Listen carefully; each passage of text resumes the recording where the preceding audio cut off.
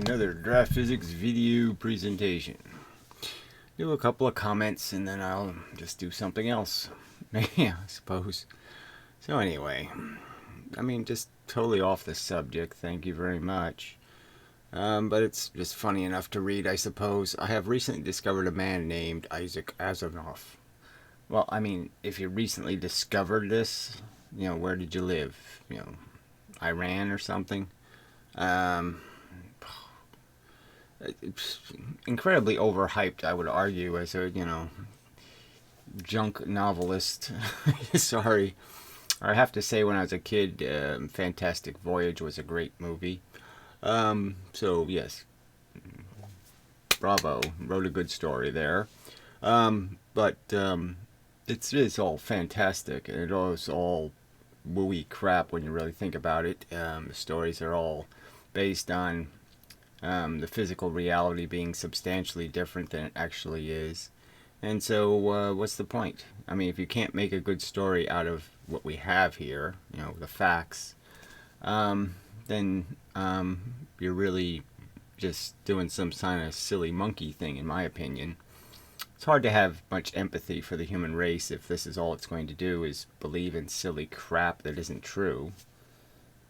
So I just listened to the audiobook just because you mentioned it of Nemesis, because I saw an interview where he said, oh yeah, I'm proud of this. And it's just a piece of crap. It's just, there's no story. It's just a silly little fable and little magic powers and blah, blah, blah, blah. It's full of religion and woo. Yuck. So, yeah, that's my opinion. Love the guy. Well, I don't know exactly why, but okay. What, a sideburn thing or something? You go for that? I've been listening to some of his interviews, lectures. Yes, he's a good atheist. He was a nice guy, blah, blah, blah. Interesting character, blah, blah, blah. I wouldn't mind hearing your opinion of him. He wrote too fast, and he wrote too formula. Bad guys, good guys, blah, blah, blah, right? That's all there is. There's just motives and politics. It's all politics. And it's all fail, because none of it's ever, there's no realistic happy endings. There's no blah, blah. It's just all bullshit. And some time theories, etc. Well, I don't know what his theories were besides believing in conventional physics. Everybody thinks he's incredibly smart. Yes, you have to be able to do your research to be able to write stories about science, but that's about all you have to do is a little bit of research to make sure you don't say something completely stupid. But lots of insane premises, lots of violations of basic physics. So not exactly as careful as he should have been, frankly. Yeah, so that's it for my opinion. I'm way past it, I'm just not here for the entertainment anymore. So the fact that you can write a good story about giant worms on a planet, I love Dune. Interesting story, but yeah, it's just, come on. Too silly. Star Wars, Star Trek, Star everything, Rottenberg was good. Rottenberg? Oh, that's close enough. Gene. Call him Gene. Just because all of the stories dealt with really simple, almost obvious failures of human beings to catch on to obvious realities like our bigotry and our, conventions and, just getting over being nationalistic and humanistic even, our prejudices. And so that was good. But anyway, yeah, that's enough, right? You don't really want to do this. Everything turns into some sort of politics, so I just want to stick to the facts, ma'am. Just the facts. When I think of a photon, I think of a particle. Is there a better name for it? Yes. Well, I'm just saying there's no point in it's particles. When you think of a photon, you have to think of an eventoton, okay? Maybe that's, got to call it something else. Some way to turn the word photon into what it really is, which is a number of events, okay? It's a sequence of events. A photon isn't blah, photon. And that sort of becomes, well, I wish I could say obvious, because it didn't even occur to me to be obvious. It was obviously, ooh, that's ugly. So think about a photon for like a radio wave or something. I mean, it's a mile long. Just the structural idea of how do you make something a mile long, and you know that the thing making it has to be moving in space. So how does it make something a mile long that stays in the same place in space and it has polarization? And I don't know, it gets really ugly really fast. Trying to imagine how this thing, okay, is interacting with anything at these silly dimensions. But the idea of separating bullets by a mile, yeah, that's more realistic. That fits. That's a practical explanation. Uh, you know, so I guess that's what we'll start drawing. I guess. Um, so what to think? Uh, yeah, and the atmosphere is so confused because science just doesn't give you any rational thing to view, to see. It doesn't draw it in any way that can be understood. There's no thing. Okay, there's just some idea of some fields doing some stuff, and that's a photon. And that's confusing. Alright, I seem to be back. Alright, so there's no real point in me drawing this giant photon, right? I mean, to say that an antenna tower or something is sitting there sending some kind of big giant photon, and at some time, somehow a little electron is somehow receiving this big giant thing, okay? It comes at it somehow, and it doesn't make any sense. You can't make that make sense. So it's just going to fail. You're going to just not get anywhere. So this all comes back to elemental principles, and you could even say, okay, Newton, first law, this idea that something just keeps moving in space until something acts on it. Well, that's fine, but you had to figure out why is it moving. And this sort of gets back to the science fiction stuff, with gravity and all this stuff when they write this crap about orbits. Like, orbits are simple things when orbits are really complex things, in the sense that it's really hard to get into one from the outside. I mean, gravity basically says you're going to crash right into me or you're going to, miss me totally. I mean, those are your only choices.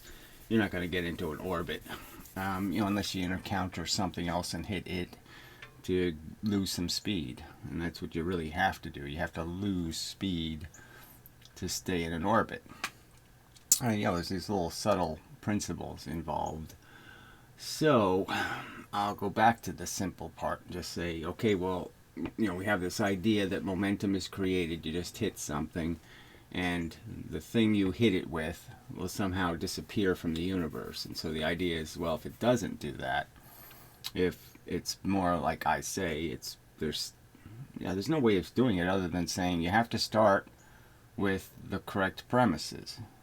So if you start with a premise that it includes gremlins and pixies or hobgoblins, then your theory of reality is going to get screwed up because you have to include them somehow. Where are they living and what are they doing and all of this stuff. So, you almost have to be able to go back to the beginning and say, well, what if I change one of these assumptions about how things function?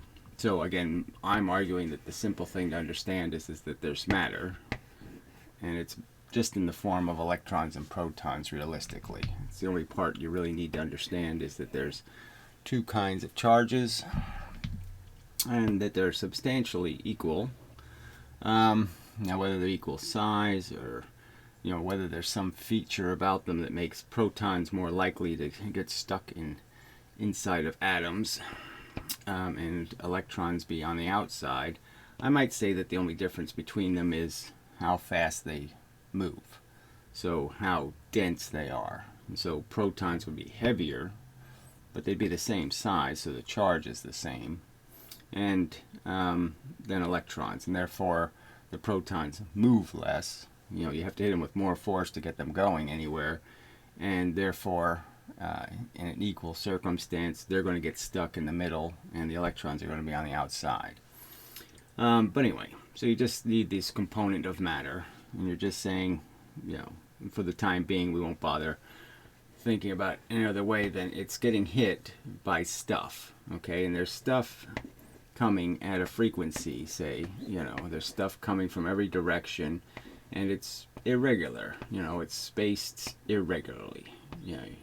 So at any one minute you could get 3 from this way, and only 2 from this way, and only 1 from that way, but any one second of time, any one piece of time, you're getting hit by something. And the simple rule would be is that while you're getting hit with it, you know, it sticks. Okay, it has to actually just keep going. It's going, so it's just a little thing that goes in straight lines. It plows into one of these matter things, and the matter thing moves in the direction that this thing's moving, if there wasn't some previous direction. So that's the catch, right? So if the thing is stationary, that is, at this exact moment it isn't moving, then this will move it. But as soon as something else hits, you know, from another direction, then those things are going to reflect. And they're going to reflect, you know, compensating, let's say, for the momentum it already has. So this one might reflect a little higher here, and this one might reflect a little higher here. Okay, and that would be adding those two vectors, what would be the perpendicular, you know, motion in terms of a reflection, in terms of adding the momentums up and saying what's the average vector. Okay, so but the idea would be is that they both reflect. So now it's not moving again. There's nothing stuck to it, right? And so the idea is that something new might come in, hit it, and move it in this direction, and it moves slower than the speed of light. So it gets hit by something moving the speed of light. It moves slower than the speed of light, including the force now moving slower than the speed of light. And it'll keep going until it's acted on by another force. So if you take Newton and bring it all the way down here, then it sort of breaks the theory in the big universe. So, you know, well, I have to explain how you get there, but the point is, it's kind of funny that the two can't be the same answer in terms of this conservation thing. But anyway, but what if I send another piece that comes in, say, this way? Okay, so instead of being an opposing force, it's a complementary force. So now we have a kind of resonance frequency thingy idea built into this elemental function, in the sense that you can add energy or you can take energy away. And so this wouldn't cause a reflection, this would cause a compounding, and the two would just say stack up as being energy, and now this will move twice as fast. So it's 2x as fast as it was moving before, but now it has 2 bits pushing it. And say if you just keep piling those up, you could understand like a gamma ray or something, a very high frequency. They all just stack up, you know, because they keep hitting from one side, and that would push a piece of matter faster and faster and faster, you know, 5x, 10x. So now maybe it can get up to this speed, but it can only go the speed of light. So this is why there's a speed limit. It's because the force is only moving one speed. So you're pushing matter, so the only matter can ever go is as fast as the force, and it can only go as fast as the force if you pile off an awful lot of these. And so the idea would be is that if you did pile them up at a high frequency, so let's say the normal frequency of the universe is some kind of distance like this, like the average separation between all the force bits in the universe, say even you're sitting in a room, the average distance between all the little bits of a photons, right? See, now I should have finished the photon argument. This is a photon. A photon is a standard frequency and a bit. So instead of that long thing, it's just bullets, and they're at a distance from each other. Well, the universe has an average distance between bits of energy, and I could say that it's less than a photon, but who knows what the exact density is. But clearly a gamma ray would be higher than the average density of the universe. So say another, so now it's moving very fast. That means it's going to hit more stuff going this way, okay, than from behind. It's going to plow into what would be called drag, and that's what we actually see. We actually see things like muons, for example, created in the upper atmosphere, and it takes time for them to decelerate and eventually crash into something in a meaningful way. It takes time to use up all these little bits of energy. And so the trick would be is that this one would hit, and then this one would leave. And then this one would hit, and this one would leave. And then this one would hit, and this one would leave. So every time there's an opposite interaction between the forces reflect, right? So you can get that as it goes into more stuff, it's going to start losing pieces of this chain. And it's also going to start losing speed, and it's going to get, it's going to go from 15x to, 4x, 3x, 2x. It's just going to decelerate. As it decelerates, it's kind of like a bullet decelerating. It's going to do more damage, ironically. It's not going to get through you, okay? So the bullet that goes through you didn't use all of its potential to do damage. You can sort of understand that. If the bullet goes right through you, it has a whole bunch of extra energy it didn't use. So it's the bullets that get stuck in you, those are the ones that are going to make a mess out of you. That's why, it's more effective to have a bullet fall apart, because you're more likely to slow all the bits down and capture all of the destructive energy. The energy and the direction. Alright, so yeah, so that's the basic principle is that the matter is just sitting here in the universe, and as I've sort of tried to explain, I'll just draw it again. All it's doing is reacting to the field that exists around it. So it's just going, back and forth, reflecting the world. So the world hits it, it moves into the world. Obviously moving into it means I'm going to hit more stuff, blah, blah, blah. And so it's just reflecting an image of what's coming in. And the point is to explain gravity very simply. Every time it moves, it's moving slower than the speed of light, and therefore it's consuming some of the force's energy. For a period of time, the force isn't what it is. It's not going the speed of light. It's pushing the matter. So the pieces that are, the reflected bits, that they don't lose any time because they don't push anything. The ones that are the opposite force. The opposite force doesn't lose any energy because it's instantaneously, so to speak. It's immediately reflecting. Where the stuff that's pushing, that's the stuff losing energy. And so from all directions, your little bits of matter are constantly, the electrons and protons are constantly moving, constantly being jiggled. And while they're doing that, they're consuming a little bit of energy. They're slowing a little piece of force. One of these arrows is slowed down for just a little tiny period of time. And all of that little bit adds up. And it's coming from, theoretically, all directions. So you're excreting this lower light, less light. That less light is coming out of you, off of you, than went into you. Because the light got used up a little bit, moving your matter bits, jiggling them. And so that's how you're creating gravity. And that's how everything else creates gravity. It's just these bits are creating the gravity. The electrons and protons are moving. And the simple illustration I can give you is that if I move my hand towards the camera, it gets bigger and brighter. If I move it away from the camera, it gets smaller and dimmer. You're getting hit with less force when it's moving away, getting hit with more force when it's moving towards. So you're getting the reflections in one direction, and the other direction, it's all absorptions. It's all the absorptions of energy and the slowing down of force.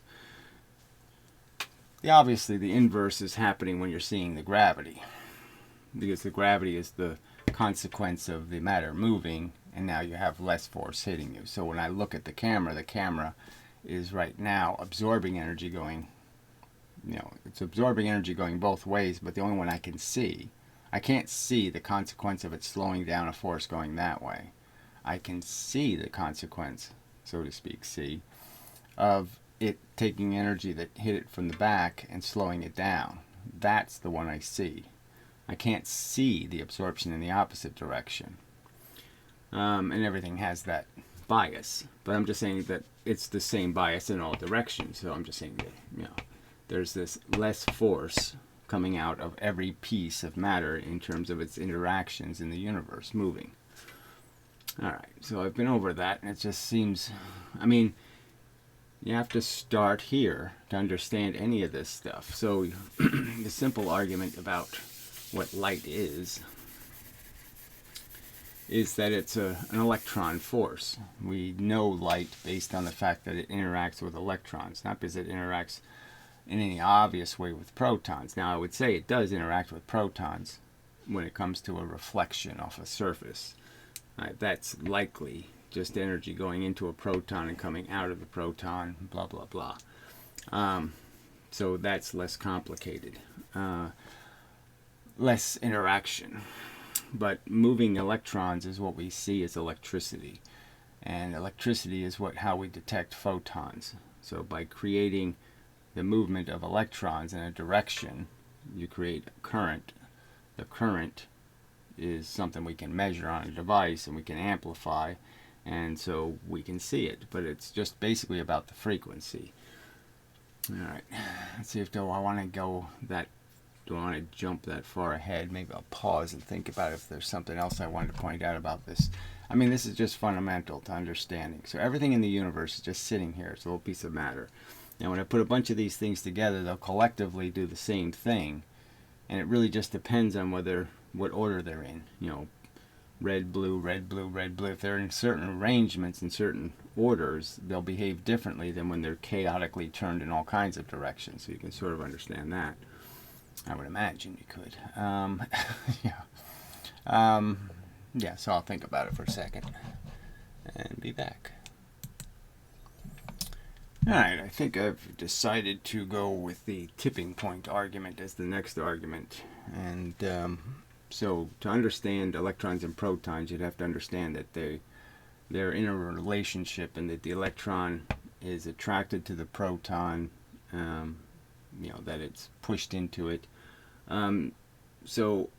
But without going into the theory of that, just that understanding that there's a tension between the electron and the proton, so that if I hit an electron, alright, the fact is it's going to want, let's just say there's other elements to this atom, the electrons wants to stay in the position it's in. So you have to kind of give up on this silly idea that electrons are flying around, and it's sort of it's obviously a problematic, to create some idea that this is when, an electron is doing between two atoms, that it's somehow taking this path, and that somehow that's creating a bond between the two atoms.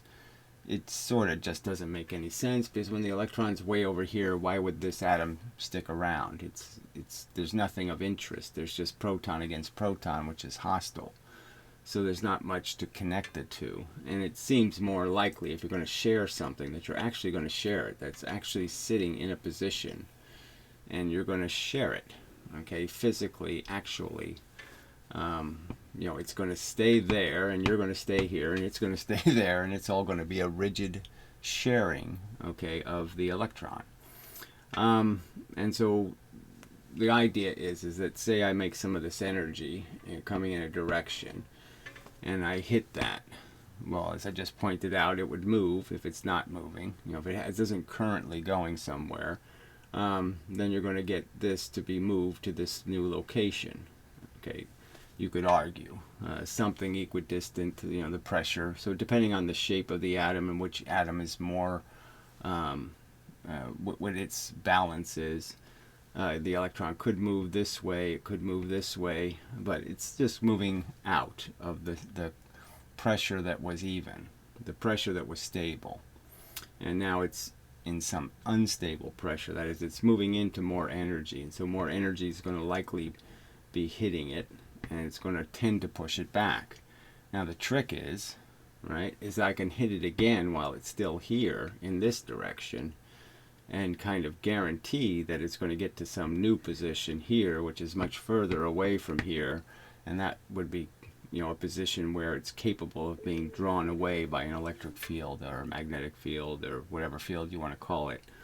So I could apply a current, and then I could now, this electron will be free to leave because it's far enough away from the elements that were holding it there strongly, and it's gotten weaker. The tie is weak enough that it can be broken.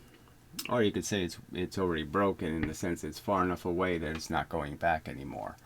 It's moved too far not to be in a new environment now that where these influences are too weak to hold it there, and it could be pushed this way or any other way.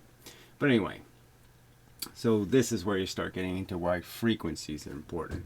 So it's just a tipping point argument that if you want to knock something over, you have to keep hitting it when it's moving in the direction. You want to add energy to the system. So, I've given these simple. I really shouldn't have to do them over and over again, right? But the simple argument is the pendulum swinging. If you want to add energy, you have to hit it when the pendulum's going the same way. If you add the energy when the pendulum's coming against your force, you're not going to add energy to the system. And so that's the simple argument why photons at a certain frequency, when they start to get to a certain frequency, that they're so much more effective at moving electrons out of atoms. So they ionize the atom, essentially. So we have ionizing radiation. So UV is a standard sort of for where that starts to happen. So ultraviolet light, regular light, hits atoms, and it just, it moves the electron, but it doesn't hit it again quick enough to move it out, and the electron moves back to its comfortable position. So it's just like this, the idea of something tipping. If you start it moving and then you wait too long to hit it again, it stopped moving. So now you're not going to be able to, you have to start all over. So if you let it go back to where it wants to go back to, then you have to just keep, all the energy you apply just ends up wobbling it, and it never adds energy to the system. So the only energy that can add energy is a frequency that's small enough, that's little distance between the little bits hitting, is the only way you can get it out. And obviously I could, they sort of make the photoelectric effect sounds like ultraviolet light is special. No, that's just the line you draw. X-rays are even better at it. The gamma rays are even better at it. So you want to ionize an atom, you want to screw up the electrons. The higher the frequency, the more likely you are to do that. So it's completely just a line you're drawing about when the frequency isn't good enough. And that sort of tells you, okay, that somewhere around 300 nanometers of distance, so that's the wavelength, that's sort of telling you that's the distance the electron is moving. Okay, it's sort of telling you that when you come faster than that, the electron doesn't have enough time to get back. So it's sort of telling you at the speed of light, or at some speed that the electron moves at, which will be much slower, that's the amount of distance, that's the amount of time you have. That's the amount of jiggle room there is for this electron in terms of getting back to where it was. So nanometers converted into seconds at the speed of light will sort of tell you, what the electron is doing. It'll give you some Planck number for knowing how fast electrons can get back to their position. Because obviously, the fact is that when you hit it with light that comes quicker than that, the fact is that even if the electron moved, let's say we moved it to that position with the first piece of energy that came from the photon, even if it moved just halfway back, if I hit it again, I could still move it further, and that might be far enough to kick it out of the atom. So it isn't that the radiation has to be completely constructive, it just means that it has to start with the electron in a position where the added energy will be enough to push it out of the atom. So that's a detail you probably don't need, but anyway, so that's a way of understanding why frequency is relevant. Frequency is relevant because electrons are affected by how by systems. They're in systems. Electrons are in systems that require the energy to be added to the system for them to be moved. And if you're adding the energy when the electron is going the wrong way, you can't add any energy. The energy gets reflected. That's probably one way of saying it. Alright, so that should be enough. So photons, so you have this energy in the universe, okay, it's just constantly moving. The idea, well, that's not in the picture. Yeah, I just got to do my little framing trick here. Okay, no higher than that, and no lower than down here, right? Yeah, that's the limit there. Anyway, so you have matter. It consumes a little bit of energy. How to do that when it moves, and the fact is that there's energy affecting electrons and protons. Somehow they're affected differently. Okay, they'll behave completely different in this in one environment. You'll get two opposite reactions from electrons and protons. So the simple solution is to understand that there's two forces that complement the two things, electrons and protons, and that there's two inverse interactions they have to those two forces. So that's the simple way to understand the relationships. And it gives you an understanding of how it's possible to create the amount of pressure that you hit things into. Their rebound pressure will be dictated by the sort of this second way. Okay, so this is, so that's the way to say it. The first way to change the energy of a system is just to move matter, because you're using some force. Some force has to be occupied moving it, and the force will now be moving slower because it's pushing the big matter bit. So that's one way to consume energy, so to speak. Another way is to trap it, okay, to force the energy to go into a system and somehow not get out. So it gets absorbed. So the energy comes into you, and instead of just getting slowed down, moving a couple of electrons, somehow the energy just never gets out of you again. It's stuck. Okay. And so, it's stuck, and it would be stuck in some kind of trap. That is, it goes in, and it's stuck just reflecting back and forth, back and forth, back and forth for a very long time. It can get stuck for a very long time. So this would be sort of how you can understand a battery. A battery is a bunch of traps. It's a bunch of atoms that can take energy, okay, and trap it. Keep it moving stuff inside the battery instead of going out into the world. So it can create pressure. You can build up a bunch of pressure inside where a bunch of force has been trapped. And the force is still real. I mean, and so you have to trap it with pressure. You have to trap it with a system that can create the trap, okay, that has a trick for trapping energy. And always, I don't mean by trick, I mean anything magical. I just mean it's a trick of the circumstance. So think of an analogy. Well, I guess I could pause and think of one, but I don't think I'll do that. All right, so so I guess I really have to just do the simple thing that if you've watched these videos before, just go over it again. So there's two kinds of matter, the electron and the proton. I erased my line, didn't I? Yeah, and it has a consequence. Erasing the line is a bad idea. Okay, so there's two kinds of matter. So I guess I could just kill this atom. Alright, and then there's two kinds of force. So if I just here's a proton, and there's two kinds of force. So electron force, proton force. And I guess I'll just draw the electron. Okay, so here's an electron, let's say, and this is going to be the proton. Alright, and so the simple argument is that the green force, okay, the electron force, moves electrons, so it sticks. and the electron moves. But if the red force hits the electron, it doesn't move the electron. The force just gets redirected. So it goes in one of the perpendicular dimensions. So it goes left, right, or it goes up and down.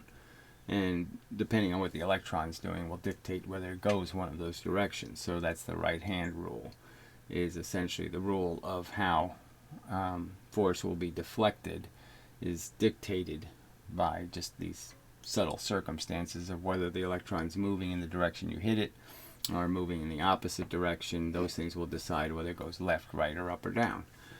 Alright, but anyway, so the object doesn't move, the force doesn't get slowed down, but clearly in the end you could argue that obviously the pink thing is doing the same thing, so they're doing the inverse of each other. So when purple force comes in, just as much of the blue is going to be affected by electrons, and just as much of the red is going to be affected by protons in the same way. So it'll look like the same thing, the same absorption of energy moving the particle. So even though one force is only moving one kind of matter, it'll all equal out as long as you just randomly put the protons and electrons, as long as they're all pointing in various directions. It will just look like it's all one force and one kind of matter. Anyway, it doesn't, So the trick would be, oh shit, yeah, dropped my chalk. All right, so if the real blue now, if the blue force instead of green hits a proton, well, I don't need to do two of them. It's exactly the inverse. Okay, the blue force gets changed in its direction, and if the pink force hits, it does the stick and move, and the proton moves in the direction of the force. So they just have this simple inverse relationship, which means between them you can sort of understand that if any pink force ends up going through or around or anyway, it's just not going to be able to get to it. If a pink force tries to get to the proton this way, it's going to get misdirected into the other dimension, so it's never going to get here. And the same thing is true for any blue force trying to get to the electron. It can't do it. It goes in and it just comes out some other dimension, so it can't get to the electron. So obviously here is going to be pretty weak. And if anything reflected, or even came this way and bounced back, it's not going to be able to stick in here. There's not going to be any way for it to the energy to get trapped between here. So this is going to end up being a low pressure because there's going to be less force obviously in this piece of space because it can't get to it. There's no good way to get to it.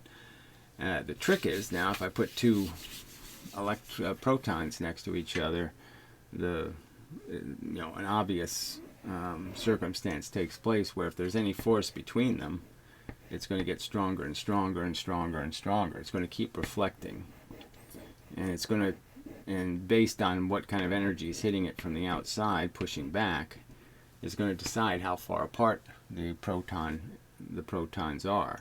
So depending on how many pieces are in here trapped, and depending on what energy is coming to push them together, will dictate how far apart they are. But this energy just multiplies as they get closer and closer. So it's a ping pong paddle kind of argument. So I bring the two paddles closer and closer, the reflections are intense, and so this would be much like charge. You can feel it. You can feel it with a magnet.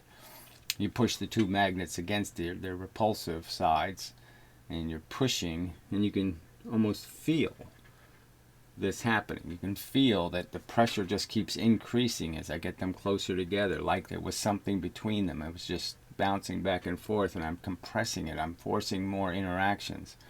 And every time it bounces, it hits with the same energy. The same energy every time.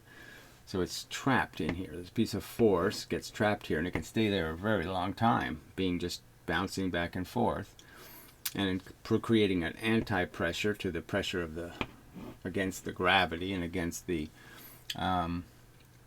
universe's pressure. And so that'll dictate how far apart these protons will be, is how much energy is trapped between them, essentially.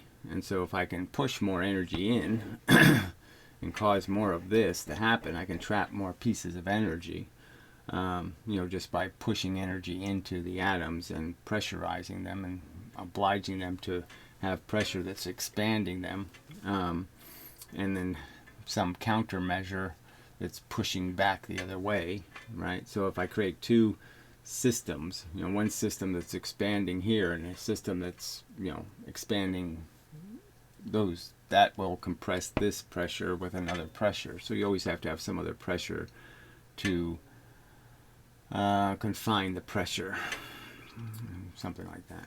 Anyway, but the idea is that's the simplest trap.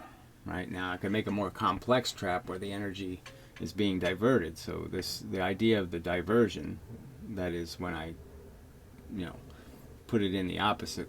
But I can't see that arrow anyway, so I might as well erase this. So another way you can trap energy is you could have, a proton and, electron, and maybe another one over here, and so you could trap the energy by recognizing that the proton is going to make a turn, and so now the energy can go back and forth and back and forth and back and forth and back and forth between these two electrons by being turned by the proton. And I could take that a step further, and I could say, okay, well, what if I put up another proton here? Well, then I can make the energy go this way. Okay, so I made it go this way, it turned this way, and then it turned this way, and if I put another proton here, you could sort of understand that, oh yeah, it's going to go right back to this source. So I can create traps, okay, that are just back and forth. I can create traps that are that way, and I can create a trap that's four-cornered, circular, completely circular in a sense. And so there's lots of ways to force energy, the little bits, to spend more time in matter. Goes in and it just never comes out because it gets trapped inside of the atom. And so the argument would be kind of that atoms that are doing that, they're trapping energy, are likely atoms that are capable of expanding. Okay, that they have a relationship with each other where they're allowed to get bigger and smaller, to pressurize, and that would be the chemistry that's allowed to do this. So you just talk about like water and freezing it and how it expands when you freeze it, when most things contract when you freeze them.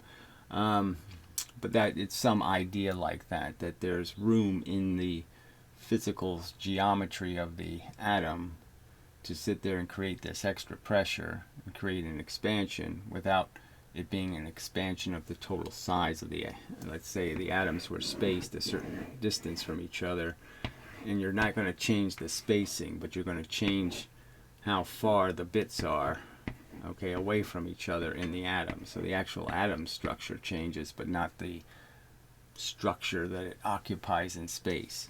So its interior gets less dense and its exterior gets more dense. So you're just changing the density of where the little atomic bits are inside, but you're not changing the overall size of the atom. Now, in some cases, it might change the overall size, but you're allowed to do that too.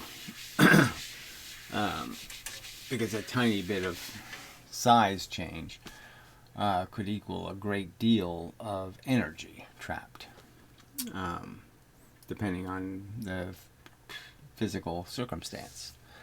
Alright, so I'll take another pause and see if there's something else I want to go over and such. Yeah, I'm back.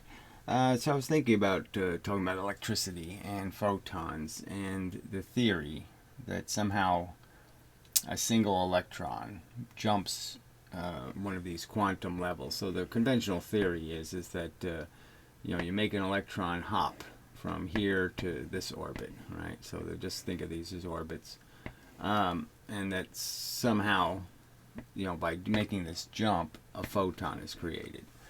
Now, I would argue that you can kind of deductively know that can't be how photons are made, that it's more complicated than that, because the polarization of the energy that we call a photon, we already know that polarization is gigantic. Compared to this atom, it's thousands of times this atom size. you know, this relationship. It's a million times bigger than this electron. See, the electron, they say, is a, you know, it doesn't even have a physical size, which is, in my opinion, retarded, because we know its charge density is real, and it really can't have okay, no size. I mean infinitesimal thing, because it's not going to be able to be, it's not going to have enough surface to interact. So if you understood it as reflections off of an electron, the surface has to exist to be able to hit any energy. Energy has to hit it. And we know that electrons are hit by the energy. It can't be that hard. They're not that hard to hit. So they can't be as small as they make them, which is infinitely small. I mean, they think it doesn't even have any physical substance. Well, then how could something ever interact with it and hit it? So, but that's just because they don't have a particle theory anyway, so this whole thing is moot in a sense. So they're saying this big wave. The point is the electron's this little tiny thing. The wave that they try to make the photon into, I can't even draw it to real scale. I mean, this would be, you know, 1,000, just say 1,000 times bigger than the entire atom. All right, let alone the size of the electron. So this idea that some field is just going to interact with this one electron, so this thing that's, you know, thousands of atoms, it's hitting, and yet it's only affecting one little electron. It just doesn't make any sense. I mean, it's theoretically just impossible to make that make sense. All right, so what I was thinking about, you know, so I hadn't thought, I mean, this is sort of new, you know, the last couple of months I've been thinking about it. So in the old days, you know, Huygens and Newton would sort of draw light as a bunch of rays.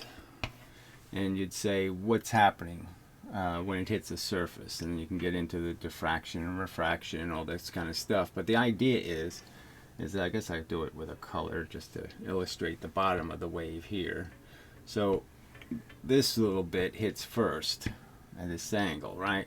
And then it leaves here. And the idea is it's going to be reversed, right?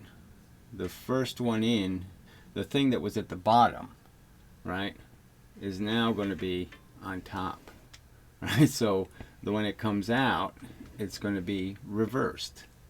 It's going to be flipped upside down, and in that process, it lost a little bit of energy, and that's the phase shift. So it lost one of its frequencies, so to speak. It lost a wavelength of time. Okay, just doing this flipping thing, you know, reversing, reversing, reversing, reversing. Okay, and then what else does that kind of point out to you, right? There's this whole idea that the photon, okay, so I'm arguing that the photon travels through space. It's like firing a gun. I fire a bullet up here, and then I move a little bit down. I fire a bullet, and then I move a little bit down. I fire a bullet. So I'm firing bullets up here, down here, here, here, here. So the bullets are traveling through space. Okay, all in this parallel direction, but there's a little bit of a spacing between them, and this is proportional to the wavelength. Oh shit! How can I make such a grotesque error? I really should be able to figure this out. All right. Well, you can see it. Now I gotta make a new line, so can't go any higher than that. Anyway, lots of room down here. I should have used anyway. So the photon is exactly like this, right? There's clumps of it, and they're staggered in time. All right. And you know, that's how they are traveling through space. Okay, so that's the polarization. Polarization is bullets out of alignment. Now see, I could move the gun this way, right? I fire a bullet here, and then fire a bullet here, and so the polarization would be this way. So the polarization can be in any direction. But anyway, what's happening when it hits the surface? Well, the idea is this one hits this atom, okay? This one's going to hit this atom, this one's going to hit this atom, this one's going to hit this atom, and this one's going to hit this atom. They're going to hit different atoms, and they're going to hit the different atoms at a different time. And that's the key ingredient, because this one hit, and now is pushing energy in this direction. This one hits here where the energy is now. So this is doubling the energy, because now you have the first push that went this way, and pushed the electron here. Now the electron's in a position where it can get pushed again and pushed again and pushed again. And so what you're essentially doing is you're pumping it. You're pushing it once, and then it's at this new position, and this new position will be just the right time to push it again, and then you're pushing it again, and then you're pushing it again, and that's essentially an electric current. You've just created an electric current. You just moved the electron across those atoms and essentially created an electric current by pushing an electron, physically pushing it in a direction. And that would explain what we see as a photon. We see the photon because the energy hits one atom and hits another atom sequentially, that is in a consistent amount of time with moving the electron at a certain velocity, and that dictates the end product. And so for high frequency light, let's see if I can use the analogy of the ionization, the amount of energy it pushes into the electron is great enough to finally shoot an electron off the surface, to break one of the atoms. So it really just comes to the point of where you're going to, instead of add energy to the system, you add too much, and the electron flies out of the system. So that would be the difference. Yeah. Don't know if there's anything else. So that's just just a way of understanding why polarization matters, is because it's affecting more than one atom, and the last atom is the one that gets ionized. The energy goes in, creates a speed to the electron, and it's the last atom that has the implication, that has to deal with the fact that you've put too much energy into the system, and now the electron has too much momentum to be obedient to the structure of the atoms, and now it's going to fly out of one of the atoms because you've given it too much momentum by adding energy at a timed interval. Yeah. All right. But that would be an absorption, so that wouldn't be a reflection. The reflection I'm saying is sort of just the proton argument, so I'll do that real quick. So reflected light would be light that doesn't push an electron, that doesn't start creating a cascade of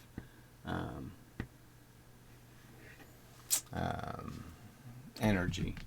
But then I said, I haven't thought about this ahead of time, so I don't think the same argument can be made, frankly. I don't know how it'll fit. But so the idea is the energy goes into the electron, the proton, and it just gets converted out. So, as the rays come in, they hit the protons instead of hitting the electrons. And that would have something to do with the absorption of different materials, right? So you're talking about the spacing of the protons would sort of be, make it possible for some light to go right through and some light to get reflected. So it can only get reflected if the frequency is the same as the distance from the protons. So if the protons are a consistent distance from each other, then certain frequencies of light, which means the rate at which you're hitting, and the rate at which you're hitting is going to mean the distance between the objects, right? The polarization is getting smaller as the frequency gets smaller. So the distance between these will be, contingent, and that's why everything has a color, is because some light, is going to reflect off all the atoms, because if the first bit reflects, all the rest of the bits will reflect if it's at that frequency. If it's at some other frequency, then this line, this line here, maybe this ray won't hit the proton, it'll hit the electron instead. And that's going to move the electron. So instead of hitting the proton and reflecting, because the frequency's off, it misses the proton, so you're not going to get back the same frequency. You're going to get back something, but it's not going to be the same frequency. You're getting broken bits, and so a lot of broken bits will get flown off of everything, and you can put those back together into a frequency at some location where you collect the bits, the scatter, and but what will be absorbed is dependent on the light not being of the same frequency, the same distance as the protons. So if the frequency is compatible with the distance between the protons, then that color can reflect. If it's not, it won't. So that's why every atom is essentially producing a different color, a preferential color of reflection, and it absorbs everything else. Yeah, good way to put it. Alright, so maybe I'll end it there and say that's probably enough of a video. But yeah, there's really, I suppose, if you're unwilling to start over and understand what momentum is, which is you're actually, things don't just, you just don't throw a wrench into space. You just don't throw electrons into space and they just keep going. No, the electrons and the protons don't keep going. They always get dragged to a halt. That's why we can't make an electron gun that actually shoots electrons through space, or a proton gun that shoots protons through space. And we can't use them as a way of communicating, or as a ray gun, as a weapon, as anything, because we just can't keep them going. Their momentum needs to be recharged by constantly pushing them with gamma rays. You can't get them to keep going unless you have a whole bunch of those little dots like I drew. You want an electron to keep going, you have to keep putting little pieces of force behind it. You have to have a high frequency of little bits behind it to keep pushing it. And you run out. And then you have to apply a new one. So as long as you keep pushing them with a bunch of X-rays and a bunch of gamma rays, you can keep the electron going. But as soon as you stop pumping the energy into them, they'll stop moving. So that's how accelerators have to use tons and tons of energy to push electrons and protons, is because they have to keep sending so many gamma rays and ultraviolet rays and X-rays. They have to keep pushing them with a ton of photonic energy to keep them going. So fundamentally, it's not the Newtonian thing, strictly speaking. It's strictly on the, like I said, on the real atomic level it is, but when you throw the wrench in space, it just doesn't keep going for no reason. It keeps going because you've created a machine against the force it's running into. It's not dragged to a halt because you've created a spring. You've created a mechanism inside of it where the forces are actually doing the they're forcing pressure to increase as you increase pressure against them. So they have a directional pressure that they're created because of a shape. And so I said the simplest way to make it is to just say, oh, here's a proton and here's the two electrons. And you could sort of understand that there would be a bias in this direction, that the force would constantly be pushing this way, and this doesn't move. So these two objects would constantly be applying a pressure in this direction, in this relationship. And so all you have to do is change which direction that thing is pointing in to change which direction the whole wrench moves. So when a wrench is thrown into space, what you're doing is turning a bunch of atoms so they're all oriented in the same direction, these little motors. And that the little motors, the trick would be is the more you compress them, that is, the more force you apply against them, the closer you bring the electrons to each other, essentially meaning that these reflections happen even more often. And so they'll just constantly fight back. For every bit of pressure you push against them, they fight back because you're increasing the number of interactions. So, in theory, that motor just gets stronger. The more headwind you push against it with, it pushes back equally. Alright, so that's probably enough. And such, and so forth and whatnot. So, again, I can only reason with you. The basic functions are really simple. Back to the sci-fi human project kind of perspective, I'm just saying, come on, the fact is the human race is lost in silly delusions. They still can't get over a silly religion crap. I mean, it's so stupid.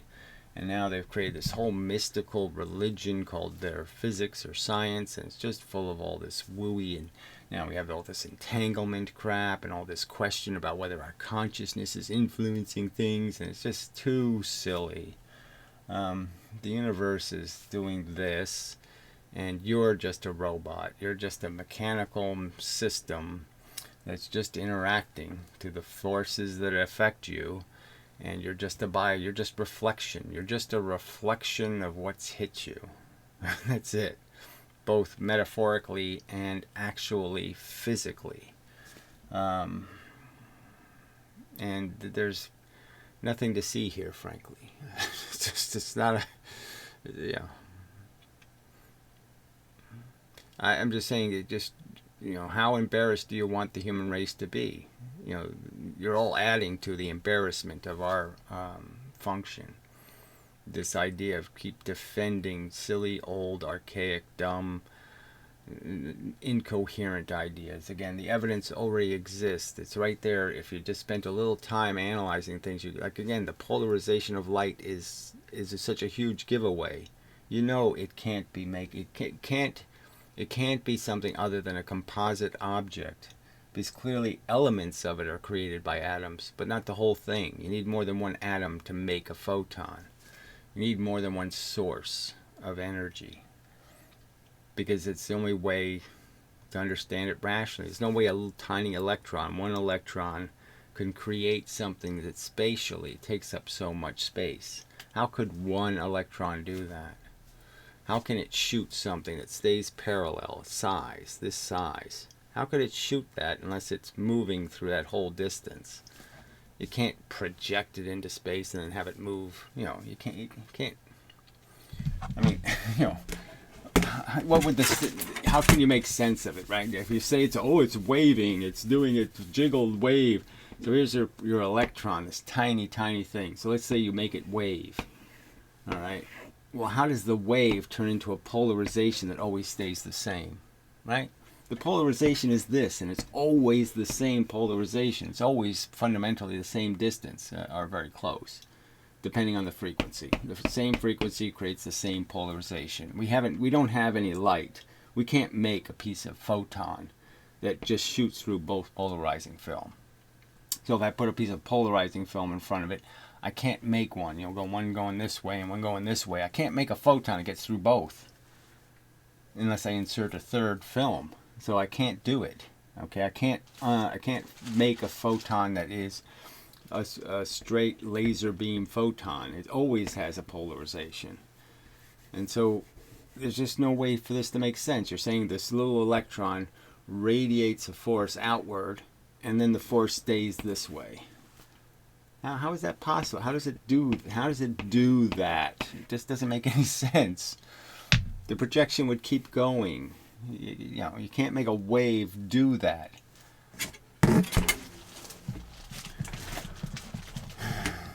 So, I mean, but every bit of their physics, you can just do that to it. You can just say, well, what about the part you're not accounting for at all? The part you're not paying any attention to. And every time they draw a photon, do they draw how long it is? No.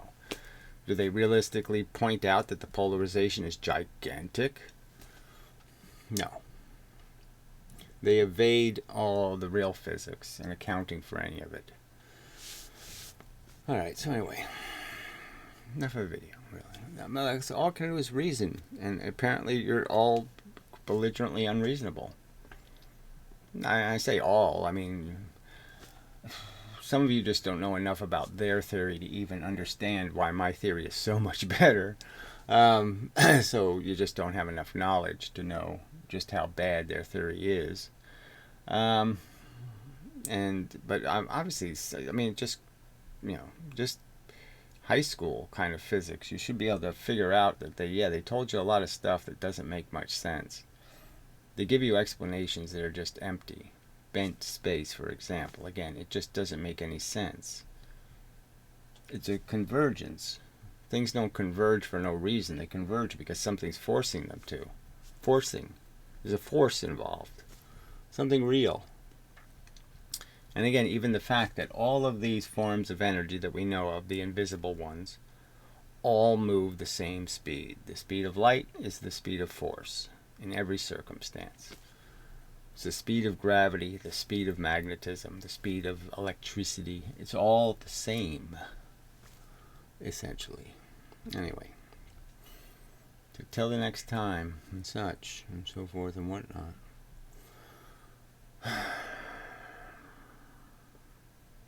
Anyway, I can only do my job. Help the human race not be embarrassed. Let us die with dignity. Let us die knowing the truth, not being just a bunch of stupid monkeys who didn't get anything right.